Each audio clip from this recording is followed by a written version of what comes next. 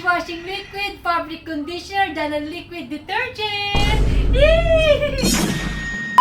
For today's video mga kaiba, nagsamahan niyo po ako dahil gagawa po ako ng liquid dishwasher. Ayan, paghugas po ng pinggan para makatipid po tayo. At nabili ko po ito sa Shopee. At kung naghahanap ka naman ng DIY na fabric conditioner, dito na po kayo sa Wise Cleaner. Tingnan nyo naman po, DIY po na fabric conditioner. Makakatipid ka po dito dahil marami na po siyang magagawang fabric conditioner. At bukod po dyan, gagawa din po tayo ng liquid detergent. Ayan, magagamit po natin ito panglaba ng mga damit po natin.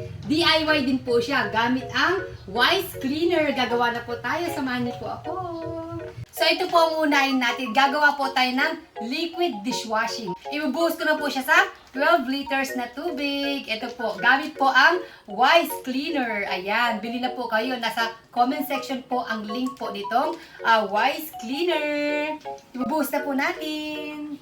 Ayan. Pagkatapos nyo po itong ibuhos, kailangan nyo po itong halu-haluin ng 3 minutes. 3 minuto ka po maghalo dito. Tapos, ipapagilid mo muna kasi ilalagay mo na siya sa bottle. Ayan. Ngayon naman, gagawa naman po tayo ng fabric conditioner. Ito po ay pang 4 liters. Wow, ang dami-dami. Magagagawa ka na ng 4 liters na fabric conditioner. Tapos, magagamit mo pa siya ng ilang buwan.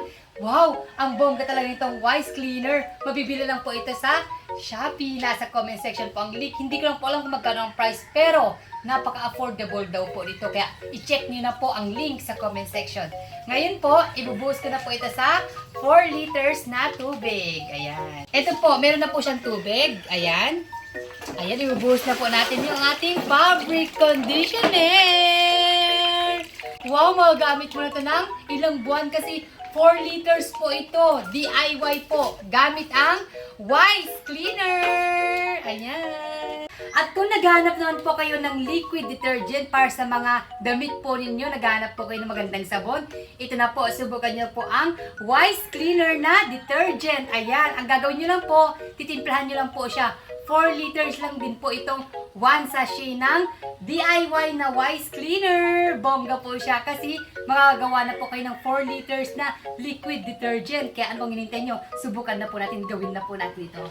Ihalo lang po natin siya sa tubig na may 4 liters. Ayan, ang gagawin nyo lang po, haluin nyo lang po siya ng 3 minuto. Tapos, isi-set aside nyo lang po siya. Pagkatapos po, ilalagay nyo na lang po sa bottle na pang 1 liter. Kasi ito po, pang 4 liters na po yung isang sachet ng Wise Cleaner. Oh, sobrang lapot. At saka, wow, ang bango ng Wise Cleaner. Subukan nyo na po mga kaibanag.